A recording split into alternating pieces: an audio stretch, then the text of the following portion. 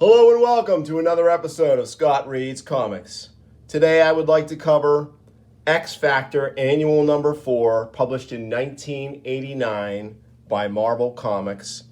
This is part of the ongoing Atlantis Attacks storyline that fed through all of Marvel's annuals in that summer of 1989. And this one is unique because it features a really cool pairing of artists, John Byrne and Walt Simonson, on the main story. And it's just great to see John Byrne draw the X-Men whenever he can. In this case, members of X Factor, who were, of course, the original X-Men. Our cover reads, "The Beast and Jean Grey face the wrath of Attuma," plus Inferno, Aftermath, and Doctor Doom versus Magneto. Nuff said. So let's get into it and take a look at this extremely unique pairing. We get a pretty cool title page here, which lists our contents, and we can see right away the kind of unique style and marks we're going to get with this pairing of artists. I Must Go Down to the Sea Again by John Byrne and Walt Simonson. That I Be Bound in a Nutshell by Ralph Macchio and John Byrne. An Inferno Aftermath story by Grunwald, Fern, and Rubenstein, and then some pinups and a Serpent Crown saga installment by Peter Sanderson, Mark Bagley, and Keith Williams. The story so far: as his plan to bring the Serpent God Set to Earth nears fruition, deviant High Priest Gar continues his pursuit of the 7 women who will become the sacrificial brides of Set. And one of those is Jean Grey. And so here we have our story. I Must Go Down to the Sea Again. Story and pictures, John Byrne. Embellishment, Walt Simonson. Lettering, lettering, Jim Novak. Coloring, Tom Vincent. Editing, Bob Harris. And Tom DeFalco as editor-in-chief. And so we see, it looks probably like this is going to be John Byrne, of course, doing the script, plot, and maybe rough layouts. And then Walt Simonson doing finishes, but they say embellishment here. So it's difficult to really figure out where one ends and the other begins, but we can definitely see the unique pairing of the artwork just in the opening couple of pages here. And we see Jean Grey is under compulsion to go to Gar to become part of this ritual. All of the 7 women will be under this compulsion, including She-Hulk and others. And I really love the way Byrne and Simonson draw the Beast. So this is a unique opportunity to see them work on the character together. And Beast is trying to keep Jean Grey from fulfilling her part of the ritual and going to Gar. Let's see here. So Beast is just trying to hang on. There, it may be a configuration more suited to John and Yoko, but at least I am in no immediate danger of falling. Unfortunately, this leaves us with the predominant problem still to ponder, which mostly takes the form of asking, who is doing this? Why are they doing it? Where are we being taken? And most importantly, how do I get us out of this? So real great panel here where Beast tries to reach Jean by sort of yelling at her in his mind. And I guess that interrupts the control, and she starts to plummet earthward. And here we have Gar, who's basically watching the proceedings, upset by the interruption. Something is disrupted, the tractor beam transporting the 6th bride. If she perishes, we may lose the irreplaceable time searching for a substitute. Recalibrate the instrumentation. Realign the tractor field. Do it now, or I will see you all roasted over a slow fire. Gar has spoken. So, they're plummeting earthward, and Beast thinks, and now, though we are over water, not even my super resilient structure will be able to withstand our imminent impact. But Jean sees to that. She protects herself with a TK field. Great use of these really unique marks here to show the water.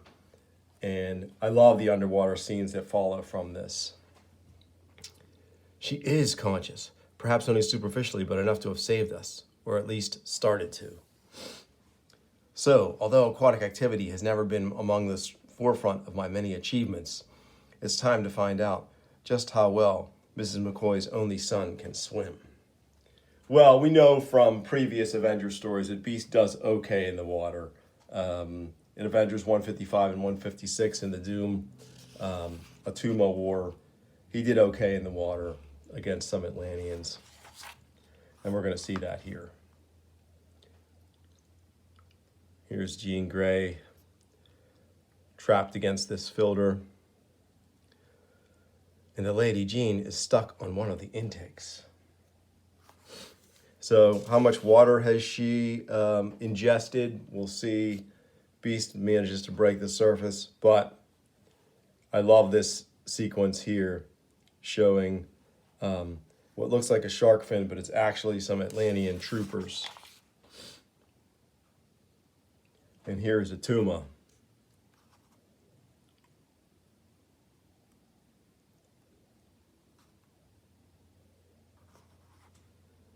And Atuma recognizes Phoenix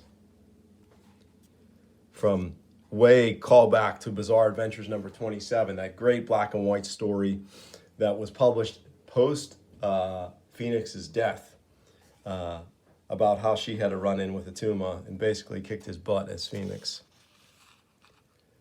And so now we see that Atuma is going to try to claim her again as his bride, and Beast is still unconscious in the water here. Meanwhile, we see another great later 80s character, Andromeda, ostensibly a hero and definitely a foe of Atuma.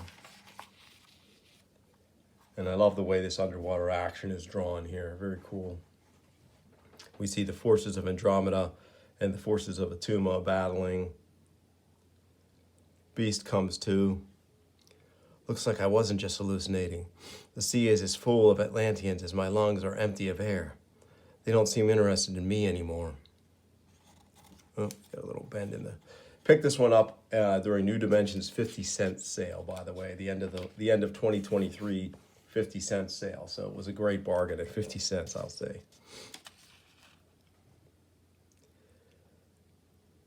Beast manages to drag himself to the surface, but he meets up with Andromeda.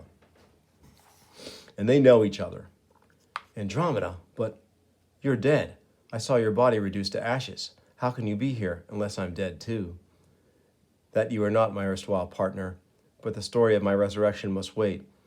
I pursued you only because I took you for my father, Atuma. So yeah, Atuma is her father, which I had forgotten, or maybe I never knew. You may rest assured that I am not Andromeda. You may also put aside that blade. I think it likely we are on the more or less the same sides once again. It's evident you want to stop your father, so I suspect do I. And here Atuma has rescued Jean Grey and put her in proper Atlantean raiment.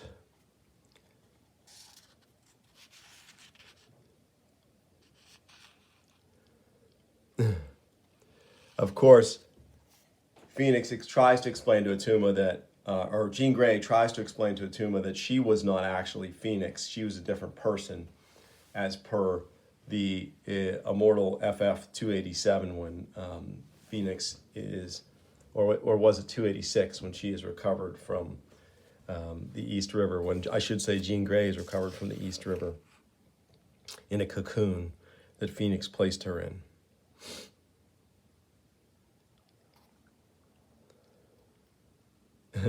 So Atuma is going to try to put the moves on her, but her telekinesis deals with him. Now stay there, Atuma. I don't know what this is all about, but I don't want to hurt you.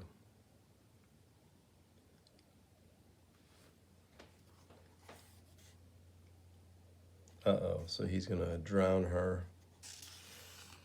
Meanwhile, Gar is angry that he discovers Jean Grey. And he spots Andromeda, and she would make another bride for the ritual. So here we have Atuma, who really is a vile individual, trying to drown Jean Grey. And Beast engages him. My strength is almost as great as Atuma's, but I'm being slowed down by the resistance of the water around us. So this is at the point where Beast has been augmented well beyond his Handbook of the Marvel Universe strength rating of 1 ton. In the pages of X Factor, his strength was augmented significantly before he once again became Harry. And so Beast is going to help Jean Grey, and Andromeda challenges Attuma to a duel. And again, I do love this artistic combination here. It works really well. They're very different artists, Walt Simonson and John Byrne, but they're both fantastic storytellers. And I guess it would make sense that working from John Byrne breakdowns, Walt Simonson could draw a banger of a story, and that's what we've got on our hands here. Beast is trying to deliver resuscitation to Jean Grey. It's not working. He's feeling desperate. That's when Gar presents him with an ultimatum. Who I am is of no importance here, Beast. Suffice to say, I can save your friend's life for a price. Price. Now listen here, Mr. Whoever you are. If you have the power to save Marvel Girl, just do it. And don't waste my time with stupid games. So basically, Gar says, I can save her, but you have to let me take her. What can I do? What? Well, Beast, time runs out. Take her. I love this panel here. It's really great with Jean Grey in the foreground, Beast kind of in the background, that slump of his shoulders showing the resignation. I love the holographic effect of Gar's floating head and the cool use of the energy effect here, him taking her away. And Beast just watching in this wordless panel here. Goodbye, Jean. I pray I've done the right thing, and I only hope Andromeda has fared better than I. But unfortunately, Andromeda loses to the more powerful Attuma.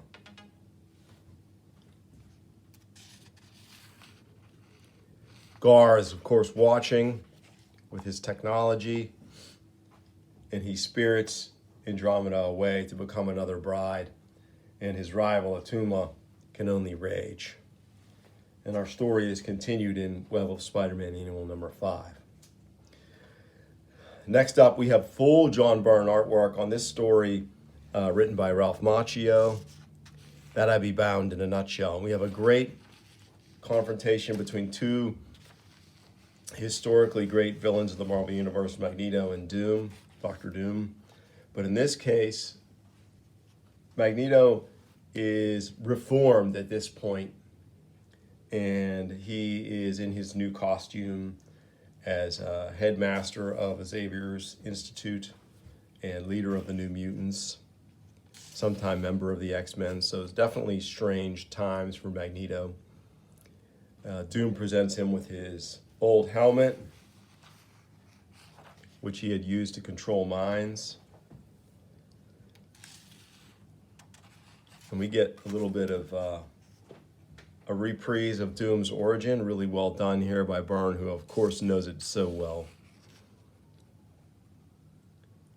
A little shot of the FF.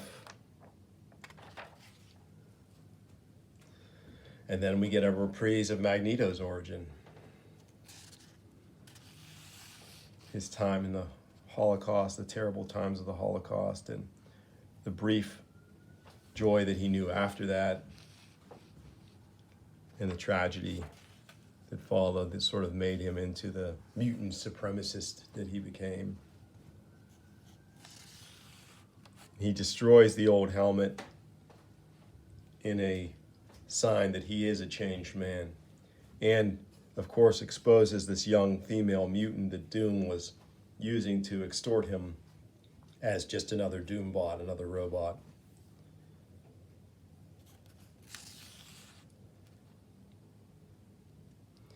And in the end, he departs. And in time, when Armageddon is upon us, what will we say to each other then?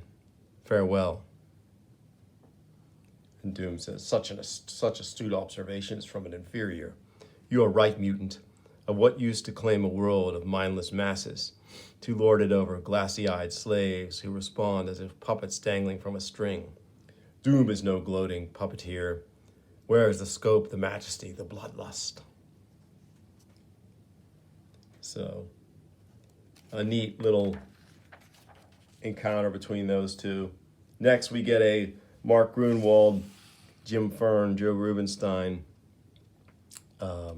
story about the aftermath of Inferno, one of the old X-Men crossover stories. And we get these two very familiar looking Blues Brothers-like characters here. I always like Jim Fern's artwork. It's very characterful.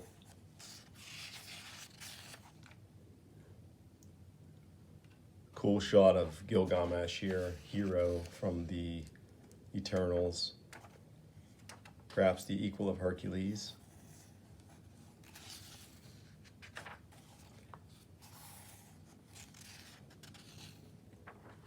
X Factor.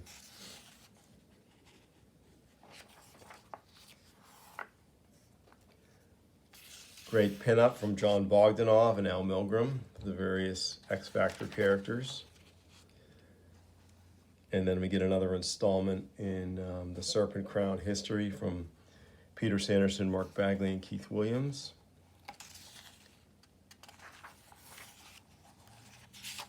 Very nice.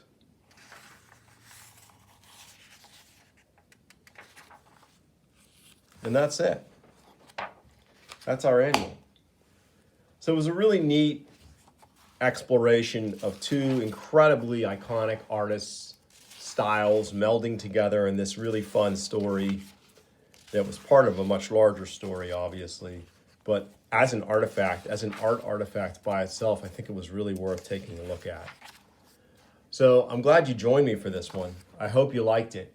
If you did, please like and subscribe, tell your friends. Let me know in the comments what other things you'd like me to cover on the show. Do you want me to cover more collections, more single issues? I take requests. But in the meantime, I'll bring you more soon on Scott Reads Comics. Thanks for watching.